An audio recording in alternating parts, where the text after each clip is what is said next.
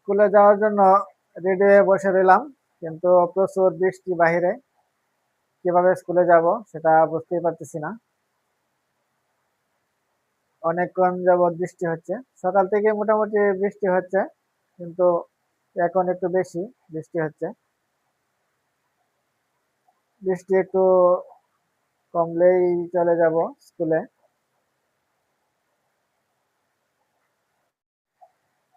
বাহিরে গিয়ে দেখি বৃষ্টি কি অবস্থা। প্রচুর বৃষ্টি হচ্ছে, যে প্রচুর বৃষ্টি, কিভাবে স্কুলে যাব সেটা বুঝতেই পারতেছি না। ঘর থেকে বের হওয়াটাই অসম্ভব হয়ে গেছে, সকাল থেকে প্রচুর বৃষ্টি হচ্ছে।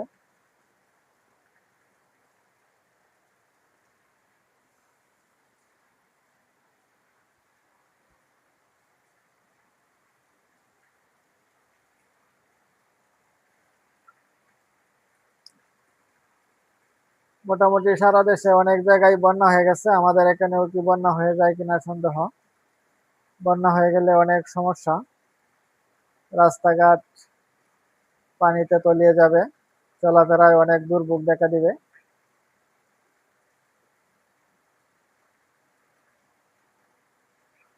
সকাল থেকে প্রচুর বৃষ্টি হচ্ছে। বৃষ্টির দিনে স্কুলে না যাওয়া লাগলে তো ভালোই ছিল, ঘুমাইতে পারতাম, কিন্তু বিকালে পরীক্ষার ডিউটি আছে, তাই যেতে হবে স্কুলে। বৃষ্টির দিনে বাসায় ঘুমাইলে অনেক ভালো লাগে।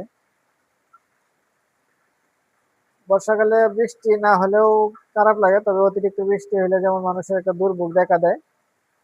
যেমন চট্টগ্রামে অনেক বড় বন্যা হয়ে গেছে, সিলেটের আশেপাশেও কিছু কিছু জায়গায় বন্যা হয়েছে, আমাদের ময়মনসিংহেও কিছু কিছু জায়গায় বন্যা হয়েছে। আমাদের এখানে বন্যা হয়ে যাওয়ার সম্ভাবনা রয়েছে, কিছু কিছু জায়গা রাস্তাঘাট ভরে গেছে,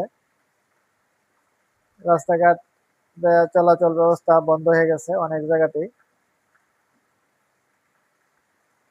তবে এখন আর করার কিছু নেই, বৃষ্টিতে ছাতা দিয়ে মোটামুটি ভিজেই বের হতে হবে, আর সময় নেই।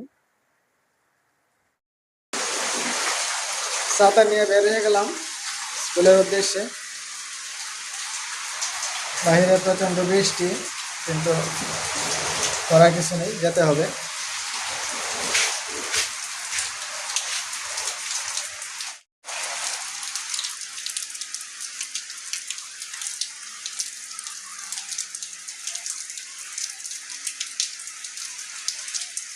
প্রচুর বৃষ্টি সকাল থেকেই। বের হয়ে গেলাম স্কুলের উদ্দেশ্যে।